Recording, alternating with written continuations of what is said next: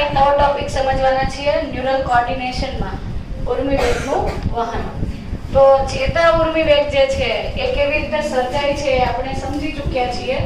હવે આપણે સમજવાના છીએ ઉર્મિ વેગનું વહન એટલે કે ટ્રાન્સમિશન ઓફ નર્વ ઇમ્પલ્સ.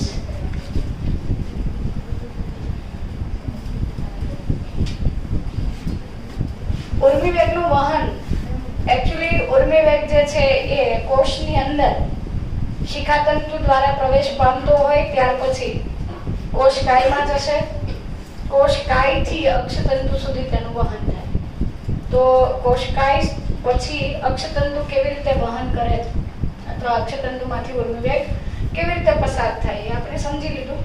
हवे आपणे ए समजवाना छीए के एक चेताकोषमांथी बीजा चेताकोषमां उर्मी वेग केवी रीते वहन पामे. तो एक चेताकोषमांथी तेना पछीना क्रमिक चेताकोषमां એટલે કે બીજા ચેતાકોષમાં ઉર્મિ વેગ જે છે એનું વહન એમની વચ્ચેના જોડાણ સ્થાન દ્વારા થાય છે જેને આપણે કહેતા હતા ચેતોપાગમ.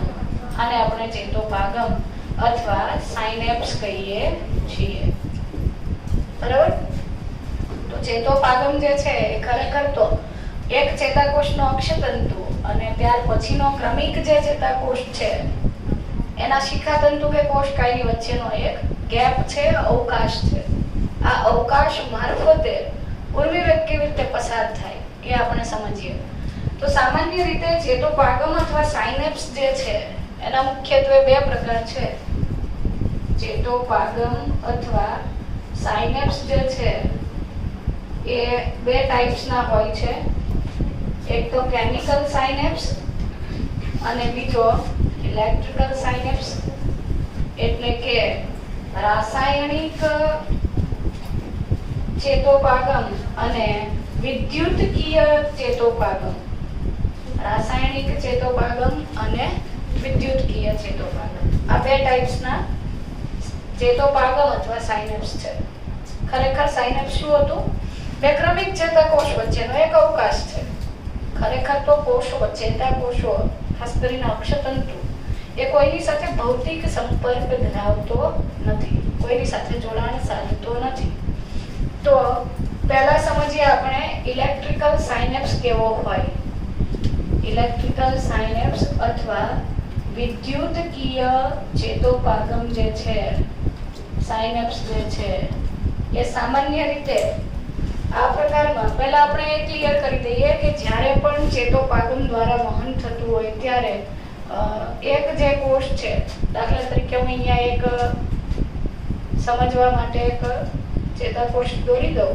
આ ધારો કે એનો અક્ષતંતુ છે અને આ ચેતાકોષની ફરતે પેલું શ્વાન સેલ્સનું લેયર છે અને આ ચેતોપાગમીય ગાંઠ આ શિખાતંતુઓ છે. बराबर. आ कोषकाय. હવે ધારો કે અક્ષતંતુમાંથી વહન થઈને ચેતા ઉર્મિ વેગ જે છે એ આ ચેતોપાગમ સુધી આવશે. મતલબ કે અંત ભાગ સુધી ચેતાક્ષનો અંત ભાગ જે છે એક્સોન ટર્મિનલ જે છે ત્યાર પછી સ્વેલ થયેલો ઉપસેલો જે પાર્ટ છે તેને આપણે કહેતા હતા ચેતોપાગમ ગાંઠ, સિનેપ્ટિક નોબ. ચેતોપાગમ ગાંઠ અથવા સિનેપ્ટિક નોબ કહેવાય છે. અહીંયા અક્ષતંતુ પૂરો થયો અને બીજો કોઈ કોષ છે, બીજો કોઈ ચેતાકોષ છે તેનો શિખાતંતુ અથવા કોષકાય ત્યાંથી શરૂ થયો. આ બંને વચ્ચે જે અવકાશ છે એને આપણે ચેતોપાગમ કહીએ. તો ખરેખર આ ચેતોપાગમ છે જેને હું અલગ કલરથી ડિનોટ કરી દઉં તો આ ચેતોપાગમ છે. ખરેખર આ ચેતોપાગમ જે છે એનો એક અવકાશ છે. પણ એની પહેલા જે કોષ છે એને કહેવાનો પૂર્વ ચેતોપાગમીય કોષ. ત્યાર પછીનો જે છે તેને આપણે કહીશું પશ્ચ ચેતોપાગમીય કોષ અને એની વચ્ચે જે ગેપ અથવા અવકાશ છે એને કહીશું આપણે ચેતોપાગમીય ફાંટ અથવા ક્લેફ્ટ. તો સામાન્ય રીતે ચેતોપાગમ જે છે તેની રચનામાં પૂર્વ ચેતોપાગમીય કોષ, પૂર્વ ચેતોપાગમીય કોષ અને પશ્ચ ચેતોપાગમીય કોષ. પૂર્વ ચેતોપાગમીય કોષ અને પશ્ચ ચેતોપાગમીય કોષ આ બંને કોષો એકબીજાથી કોઈ ચોક્કસ જગ્યા વડે, ગેપ વડે, એક મોટા પ્રવાહીથી ભરેલા અવકાશ વડે જુદા પડે અથવા ન પણ પડે. બરાબર? એવું જરૂરી નથી કે બધી વખતે એમની વચ્ચે મોટી જગ્યા, મોટી સ્પેસ કે મોટો અવકાશ હોય, એવું જરૂરી નથી. એટલે એને લખ્યું છે કે ચેતોપાગમ ફાટ તરીકે ઓળખાતા અવકાશથી જુદા પડે છે અથવા ન પણ પડે. એના આધારે જુદા પડતા હોય તો કેમિકલ, ન પડતા હોય તો ઇલેક્ટ્રિકલ. બરાબર? તો એમાં બે ટાઈપ છે.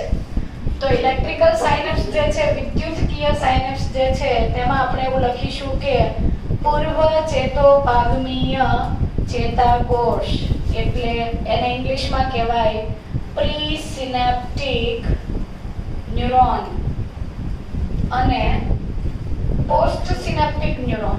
પ્રીસિનેપ્ટિક એટલે સાયનેપ્સ ની પહેલાનો, પ્રી એટલે પહેલાનો, પોસ્ટ એટલે પછીનો.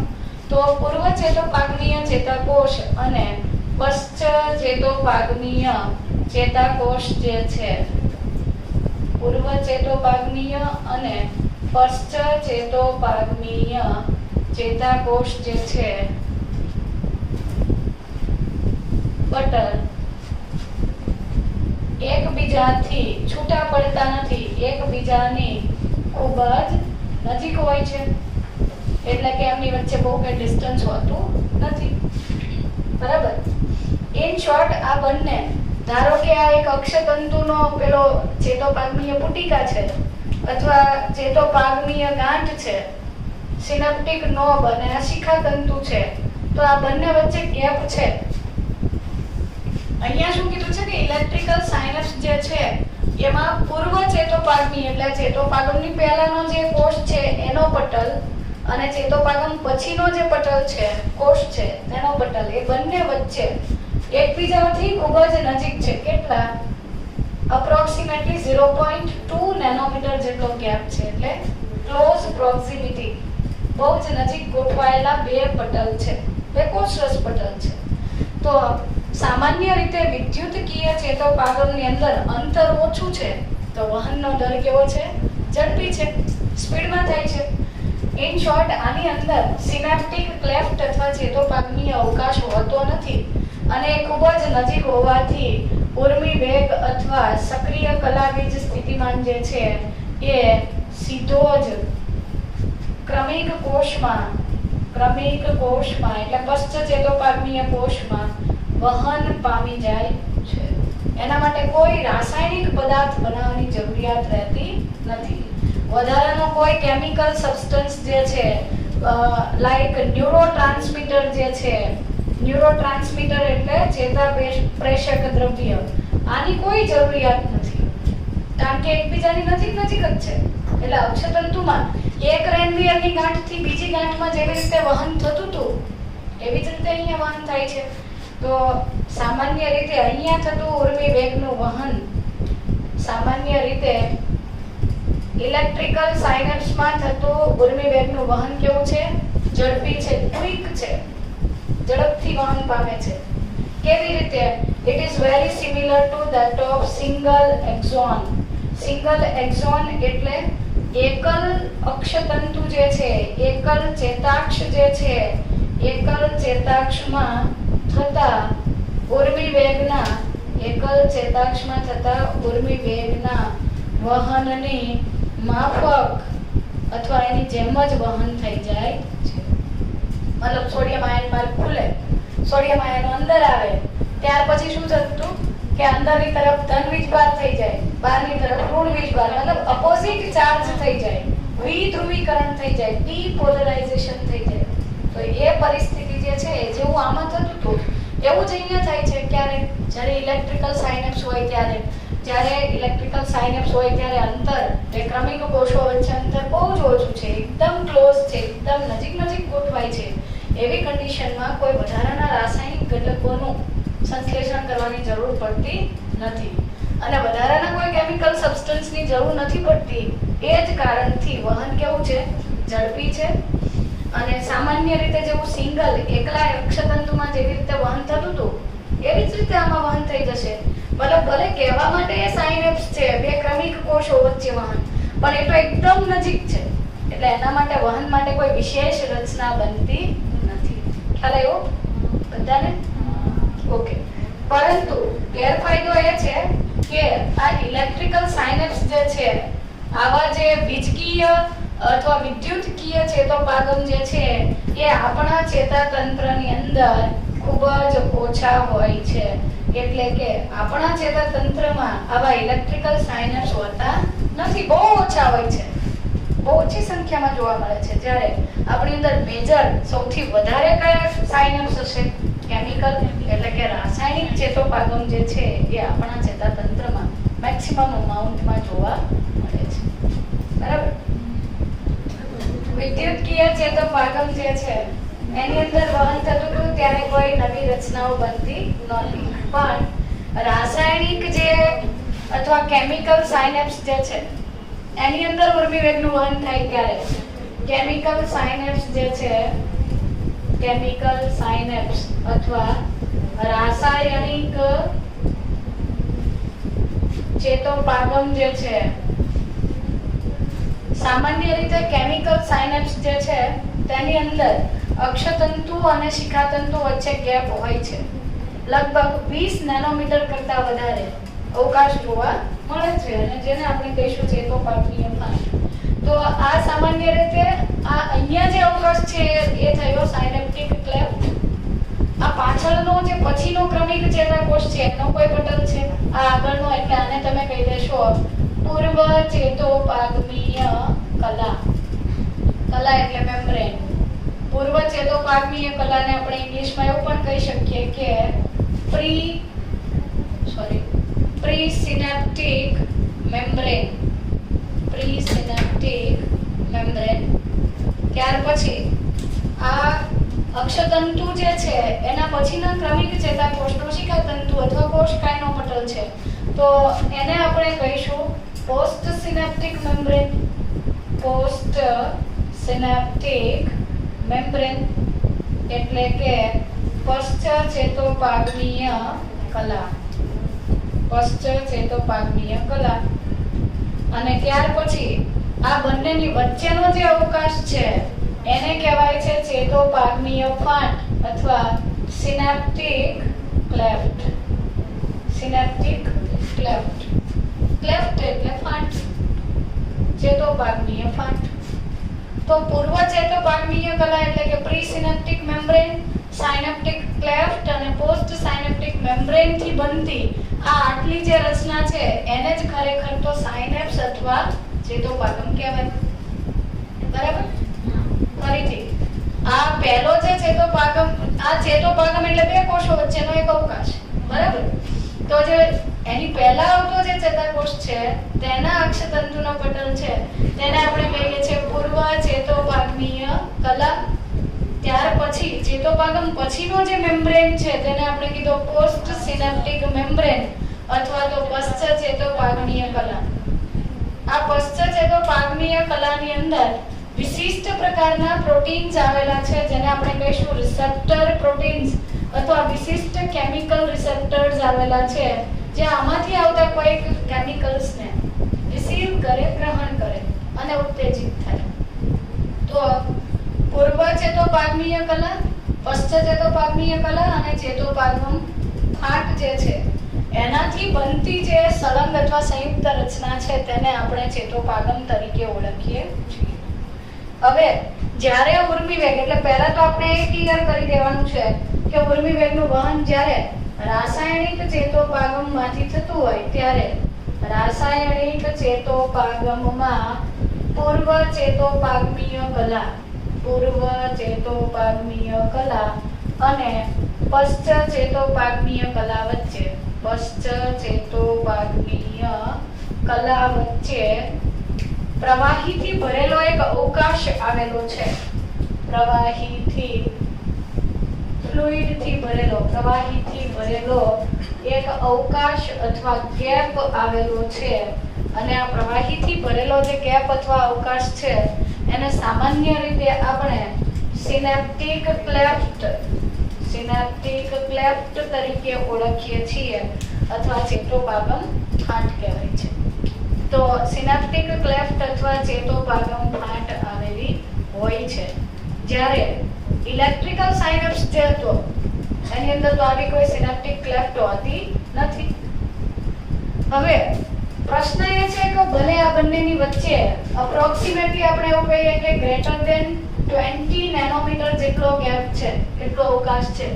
એટલે ચાલો અહીંયા આ જે રચના છે એને તમે ધ્યાનથી સમજો તો આ પૂર્વ ચેતોપાગમીય કલા છે, આ પશ્ચ ચેતોપાગમીય કલા, આ બંને વચ્ચે ધારો કે 20 નેનોમીટર કરતા વધારે જગ્યા છે.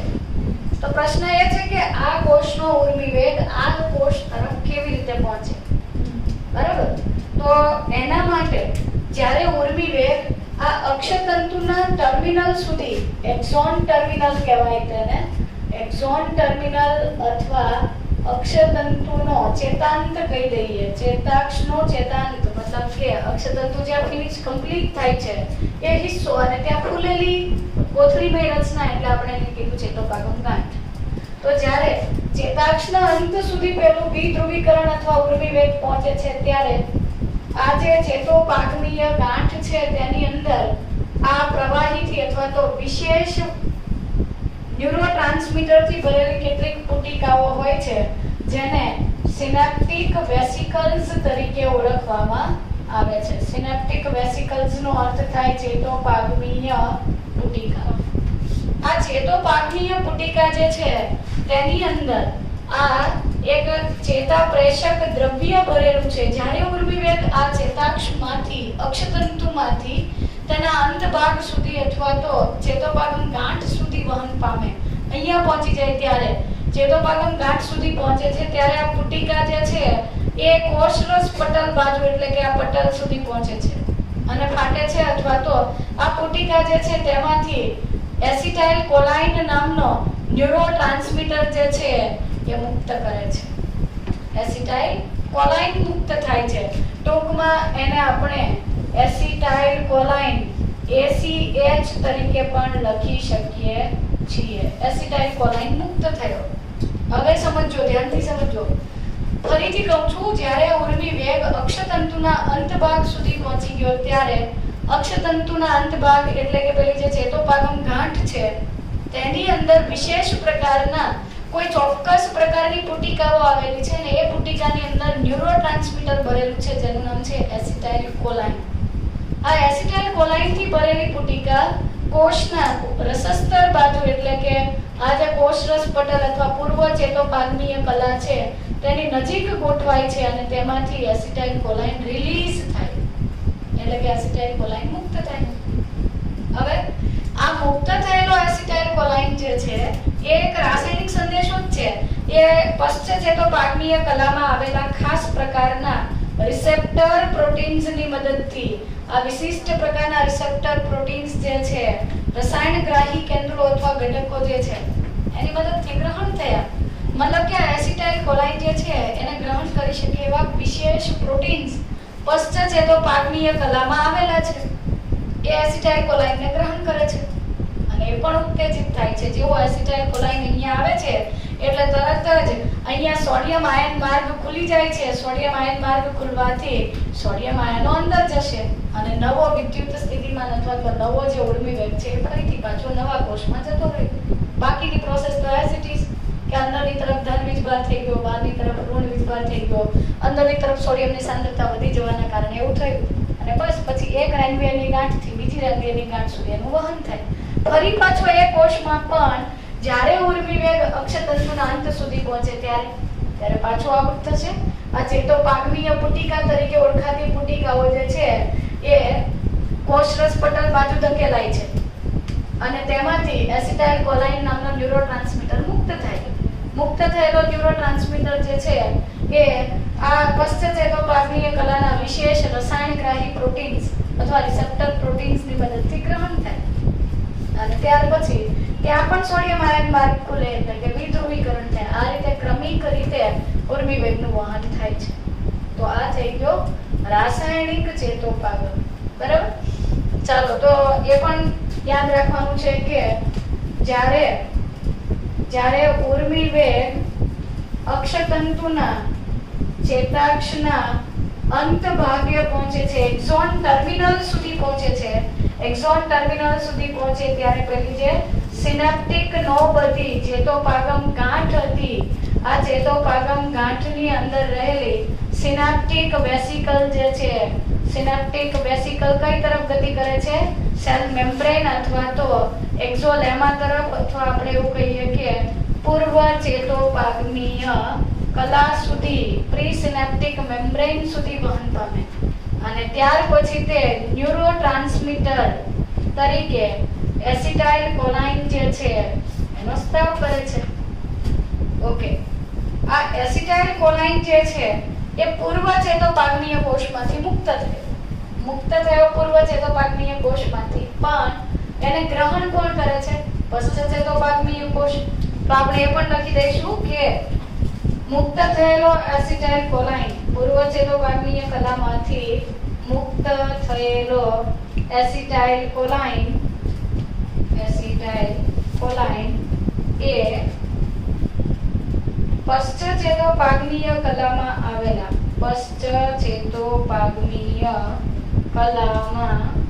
આવેલા સ્પેસિફિક પ્રોટીન્સ વડે અથવા વિશિષ્ટ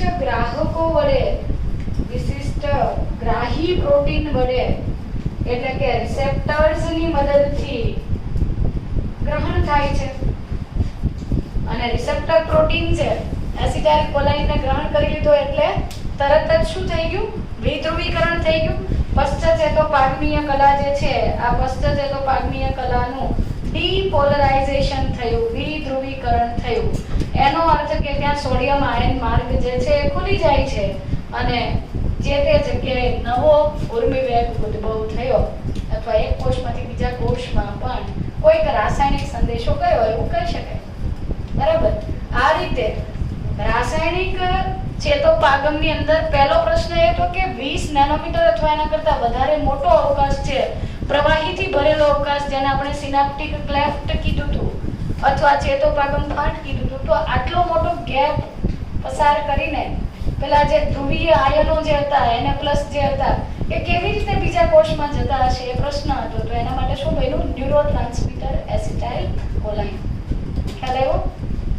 આ ન્યુરોટ્રાન્સમીટર એસિટાઇલ કોલાઇન ચેતોપાગમીય પુટિકામાંથી મુક્ત થયો અને શિખાતંતુ અથવા તો પશ્ચ ચેતોપાગમીય કલામાં આવેલા વિશેષ રસાયણ ગ્રાહકો વડે અથવા તો ગ્રાહી પ્રોટીન વડે ગ્રહણ થયો. પશ્ચ ચેતોપાગમીય કલાનું વિધ્રુવીકરણ થયું. આ રીતે એક કોષમાંથી બીજા કોષમાં ચેતોપાગમની મદદથી ઉર્મિવેગનું વહન થાય છે. સમજ પડી? ધને હવે જે ચેતોપાગમીય ફાટ અથવા તો અવકાશની અંદર આ જે એસિટાઇલ કોલાઇન મુક્ત થયો એની બહુ ઓછી માત્રા એવી છે કે જે આ રસાયણગ્રાહી કેન્દ્રો વડે રિસીવ થતી હોય, ગ્રહણ થતી હોય. બાકી એકવાર એ રસાયણગ્રાહી કેન્દ્રોએ એસિટાઇલ કોલાઇનને ગ્રહણ કર્યો અને ત્યાર પછીનો જે ચેતોપાગમીય કલા હતી, એટલે કે પશ્ચ ચેતોપાગમીય કલા હતી, તેનું વિધ્રુવીકરણ થયા બાદ વધેલો જે એસિટાઇલ કોલાઇન જે છે અથવા જે તે સ્થાને હાજર જે એસિટાઇલ કોલાઇન છે એ ફરી પાછો નિષ્ક્રિય થાય છે. તો એના માટે શું? પશ્ચ ચેતોપાગમીય કલા અથવા ચેતોપાગમીય ફાટ, સિનેપ્ટિક ક્લેફ્ટ જે છે તેમાં રહેલો ન્યુરોટ્રાન્સમીટર એસિટાઇલ કોલાઇન જે છે એનું ભવિષ્ય શું? હવે એકવાર તો એનું કાર્ય ફક્ત એટલું હતું કે પોસ્ટ સિનેપ્ટિક મેમ્બ્રેનમાં ઇમ્પલ્સને ટ્રાન્સમિટ કરી દે. કેમિકલ મેસેજ હતો એને પછીના ચેતાકોષમાં મોકલી દીધો. ત્યાં એક સોડિયમ આયન માર્ગ ખોલવાનો હતો, એ ખોલી દીધો. બાકીની મિકેનિઝમ તો આપમેળે થશે. તો હવે વધેલો જે એસિટાઇલ કોલાઇન છે એ સામાન્ય રીતે આ પશ્ચ ચેતોપાગમીય કલા તેમજ ચેતોપાગમીય ફાટ એટલે કે પોસ્ટ સિનેપ્ટિક મેમ્બ્રેન અને ચેતોપાગમીય ફાટ એટલે કે સિનેપ્ટિક ક્લેફ્ટ જે છે એની અંદર એક વિશેષ ઉત્સેચક બને છે જેને કહેવાય છે એસિટાઇલ કોલાઇન એસ્ટરેઝ. આ એસિટાઇલ કોલાઇન નું શોર્ટ ફોર્મ એની સાથે એસિટાઇલ કોલાઇન એસ્ટરેઝ નામનો ઉત્સેચક એસિટાઇલ કોલાઇન એસ્ટરેઝ અથવા ઇસ્ટરેઝ. આ એસ્ટરેઝ ઉત્સેચક જે છે એ ખરેખર એસિટાઇલ કોલાઇનને એસિટિક એસિડ અને કોલાઇનમાં કન્વર્ટ કરી દે છે. ઓકે, હવે શું થશે? એસિટિક એસિડ અને કોલાઇન વડે અહીંયા પહેલા પાછું આપણે લખી દઈએ કે એસિટાઇલ કોલાઇન એસ્ટરેઝ નામના ઉત્સેચકે શું કર્યું? આ ચેતોપાગમ કાંટની અંદર કે પસ્ટર ચેતોપાગમ કલાની અંદર જે એસિટાઇલ કોલાઇન હતું એને સ્પ્લિટ કરી દીધું, એનું વિઘટન કરી દીધું અને એમાંથી બનાવી દીધું એસિટિક એસિડ અને કોલાઇન. ઓકે, હવે અહીંયા જે એસિટિક એસિડ અને કોલાઇન બની ગયું, એસિટિક એસિડ પ્લસ કોલાઇન, આ એસિટિક એસિડ અને કોલાઇન જે છે એ ફરી પાછું શું થાય છે? પૂર્વ ચેતોપાગમીય કલા દ્વારા શોષાઈ જાય છે. એટલે રિટર્ન જતું રહે છે પાછું પૂર્વ ચેતોપાગમીય કલામાં અથવા તો ચેતોપાગમ ગાંઠમાં. આ એસિટિક એસિડ અને કોલાઇન મુક્ત થયેલા એસિટિક એસિડ અને કોલાઇન એ પૂર્વ ચેતોપાગમીય કલા વડે શોષણ પામે છે. ઓકે, ચાલો, શોષાઈ ગયા. એટલે કે આ એસિટાઇલ કોલાઇન માંથી બનેલા એસિટિક એસિડ અને કોલાઇન ના અણુ પાછા આવી ગયા ચેતોપાગમ ગાંઠમાં. હવે આ ચેતોપાગમ ગાંઠમાં આવેલા એસિટિક એસિડ અને કોલાઇન ફરી પાછા એટીપી ની મદદથી કોલિન એસિટાઇલ ટ્રાન્સફરેઝ ઉત્સેચક દ્વારા, એક ઉત્સેચક છે, એટીપી ની મદદથી કોલિન એસિટાઇલ ટ્રાન્સફરેઝ, મતલબ કે કોલાઇન જૂથ જે છે એને એસિટાઇલ જૂથ સાથે સ્થળાંતરિત કરતો એક ઉત્સેચક કોલિન એસિટાઇલ ટ્રાન્સફરેઝ ની મદદથી ફરી પાછું એસિટાઇલ કોલાઇન જે છે તેમાં રૂપાંતરિત થાય છે. બરાબર? પૂછાતો પ્રશ્ન, વારંવાર પૂછાતા બે પ્રશ્ન કે એસિટાઇલ કોલાઇન એસ્ટરેઝ કઈ જગ્યા પર હોય. લોકેશન પૂછશે, તમને સ્થાન પૂછશે, એસિટાઇલ કોલાઇન એસ્ટરેઝ કઈ જગ્યા પર હોય છે. એસિટાઇલ કોલાઇન એસ્ટરેઝ જે છે પશ્ચ ચેતોપાગમીય કલા અથવા ચેતોપાગમીય ગાંઠમાં હોય. બરાબર? અને એનું કાર્ય શું? સિમ્પલ, એસિટિક એસિડ અને કોલાઇન બનાવે, મતલબ કે એસિટાઇલ કોલાઇન માંથી એસિટિક એસિડ અને કોલાઇનને છૂટા પાડે છે, વિભાજિત કરે છે. બીજો પૂછાતો પ્રશ્ન, કોલિન એસિટાઇલ ટ્રાન્સફરેઝ જે છે, કોલિન એસિટાઇલ ટ્રાન્સફરેઝ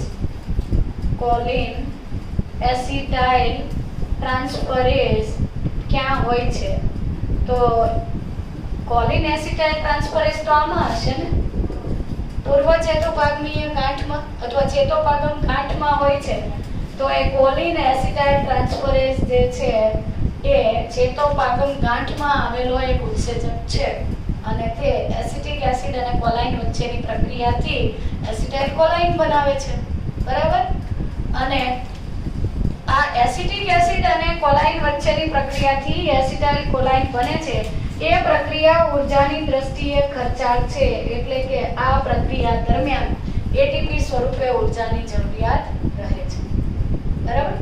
ચાલો, તો આ થઈ ગયું ઉર્મિવેગનું વહન. ફરી પાછું યાદ કરી લઈએ. ઉર્મિવેગ જે છે એક ચેતાકોષમાંથી બીજા ચેતાકોષમાં એમની વચ્ચેના જોડાણ સ્થાનથી એટલે કે ચેતોપાગમથી વહન પામે. બે પ્રકારના સાયનેપ્સ, ઇલેક્ટ્રિકલ અને કેમિકલ, વિદ્યુતકીય અને રાસાયણિક. વિદ્યુતકીય સાયનેપ્સ જે હતો અથવા ચેતોપાગમ હતો તેની અંદર પૂર્વ ચેતોપાગમીય કલા અને પશ્ચ ચેતોપાગમીય કલા વચ્ચે અવકાશ હોતો નથી અથવા બહુ ઓછો અવકાશ હોય છે, 0.2 નેનોમીટર અથવા એનાથી પણ ઓછો. તો અવકાશ ઓછો હોય છે ત્યાર પછી કે એમાં સીધો જ ઉર્મિવેગ છે એક કોષમાંથી બીજા કોષમાં જતો રહે, જેવી રીતે અક્ષતંતુમાં એક રેન્ડિયરની ગાંઠમાંથી બીજી ગાંઠમાં જતો હતો. આના માટે કોઈ પણ પ્રકારના ન્યુરોટ્રાન્સમીટર એટલે કે એસિટાઇલ કોલાઇન જેવા ચેતાપ્રેષક દ્રવ્યની કોઈ જરૂર પડતી નથી. બરાબર? ઝડપી વહન હતું. પણ ગેરફાયદો એ છે કે આવા ચેતોપાગમ તો બહુ ઓછા છે આપણા તંત્રમાં. વધારે માત્રામાં જોવા મળે છે રાસાયણિક ચેતોપાગમ, કેમિકલ સાયનેપ્સિસ.